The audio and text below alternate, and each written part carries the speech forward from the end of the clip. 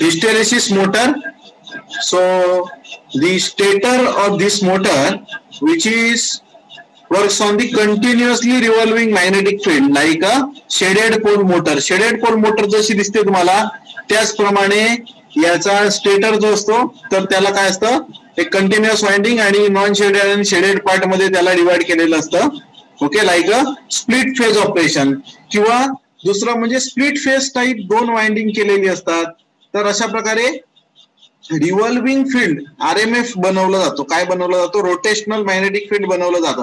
Rotational magnetic field बनवण्यासाठी आपण कोणकोणते मेथड वापरत होतो? एक तर by splitting the phase, another thing is by using capacitor in the series in the starting winding, and another is shaded pole motor. तर त्यामध्ये लो कॉस्ट मध्ये बनवण्यासाठी आपल्याला काय करतो? आपण शेडेड पोल मोटर बनवतो. So the stator which is made up like a shaded pole motor. Stator जो आहे तो शेडेड पोल मोटर सारखा असतो. मग याच्यामध्ये वेगळं असं काय असतं नेमकं इतर रोटर पेक्षा वेगळं म्हणजे काय असतं? तर this motor which works on hysteresis principle. आता हिस्टेरेसिस म्हणजे काय नेमकं? So the losses takes place because of hysteresis म्हणतात. म्हणजे नेमकं काय होतं? When the stator which is connected to AC supply ला जेव्हा स्टेटर जोडला जातो त्यावेळी काय होतं? It produces the alternating flux. तो कोणत्या टाईपचा मॅग्नेटिक फ्लक्स तयार करतो? अल्टरनेटिंग टाईपचं मॅग्नेटिक फ्लक्स तयार करतो. लक्षात घ्या, कोणत्या टाईपचं? Alternating magnetic flux.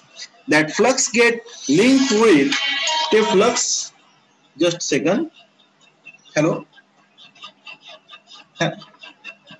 हा बोला. सो काय होतं? अल्टरनेटिंग फ्लक्स तयार होतं.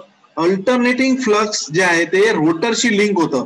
हा जो रोटर आहे हा कशाचा बनवलेला असतो? जनरली परमनंट मॅग्नेट टाईपचा मटेरियल, जे सिरॅमिक मटेरियल आहे त्या प्रकारचा रोटर बनवलेला असतो हा.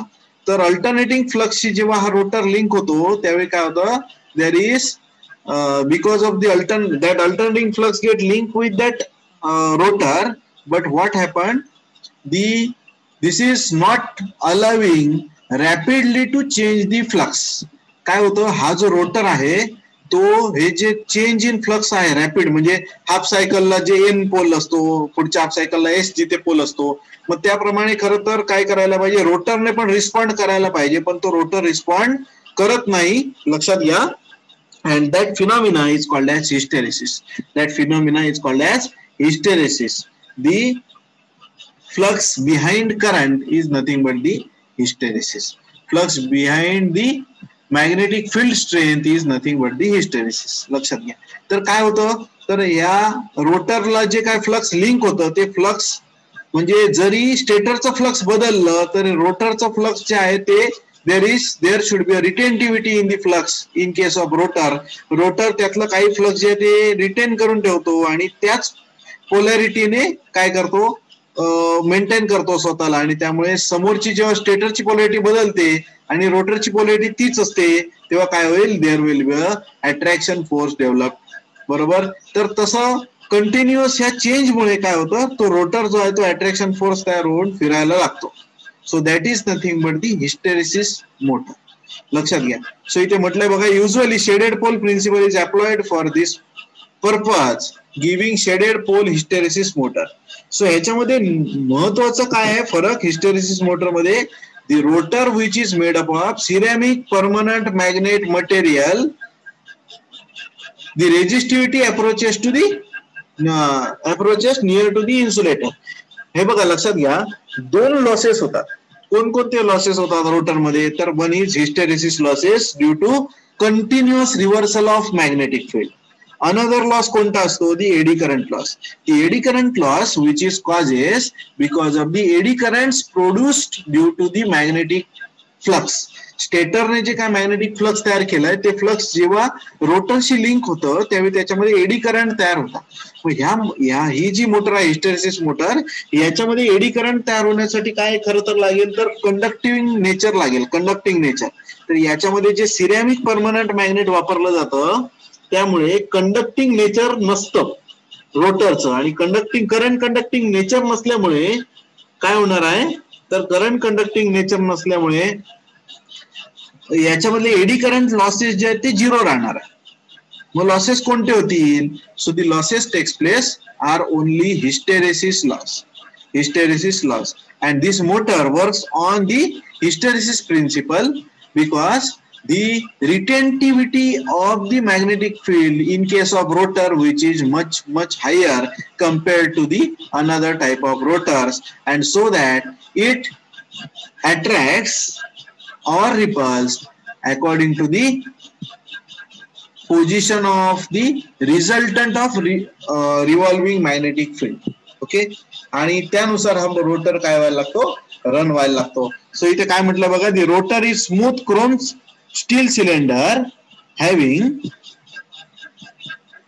हाय retentivity so that the hysteresis loss is high.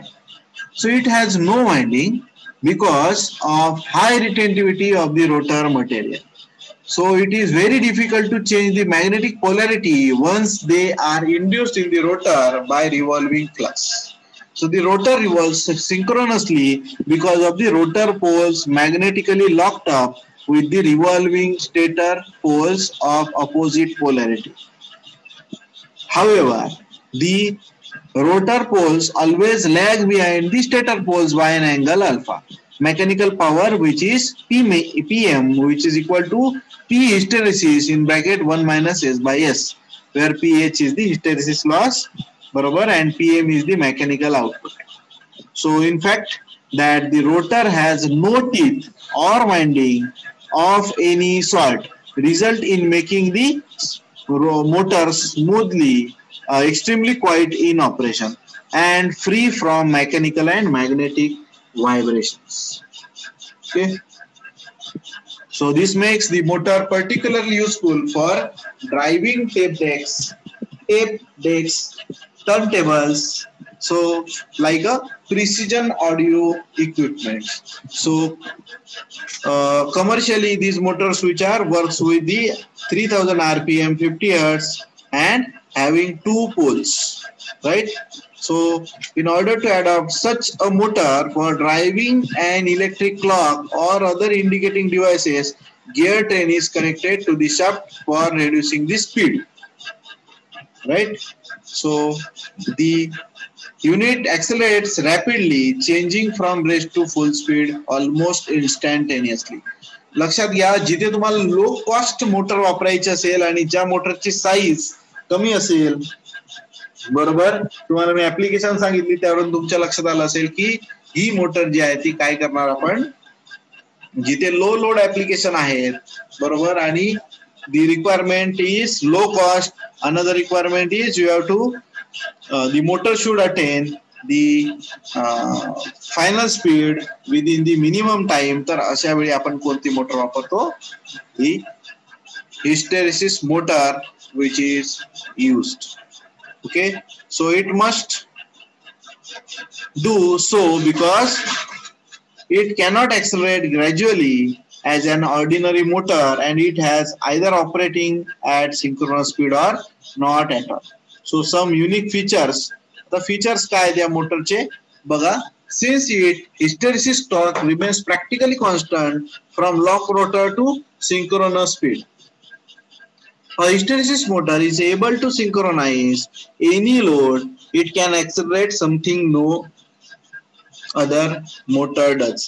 Okay, acceleration जे आहे ते तिचं फार क्विक आहे. So due to its smooth rotor, the motor operates very quietly and does not suffer from magnetic pulsations caused by slots or the salient pole that are having in the other types of rotors of motor.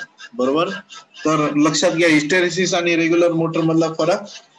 Shaded pole motor जरी म्हटलात तुम्ही तर त्याचा rotor जो असतो तो generally कुठचा वापरत होतो आपण, स्क्वेरल केज. मग स्क्वेरल केज ऐवजी आपण कोणता रोटर वापरू शकतो हिस्टेरेसिस मोटर मध्ये, हा जो आहे हा सिरॅमिक टाइप मॅग्नेटिक रोटर वापरू शकतो. Ceramic magnetic type rotor which does not allow to reverse the magnetic field rapidly. तो काय करतोय, हे rapid change in magnetic field जो आहे तर त्याला तो अपोज करतोय. आणि दुसरं म्हणजे काय, it does not allow the eddy currents caused in rotor due to the stator flux. Stator flux मुळे रोटरमध्ये जी एडी करंट तयार होतात ते एडी करंटला अपोज करणारा या टाईपचं मटेरियल इथे वापरलं जातं. आणि त्याच्यामुळे या मोटरला आपण काय म्हणतो, the motor which works on the hysteresis principle, so it is called as hysteresis motor. So मला वाटतं या चॅप्टर मधलं हेच राहिलं होतं. मी तुमचं युनिव्हर्सल आणि सिरीज घेतलंय ना रे, बोला.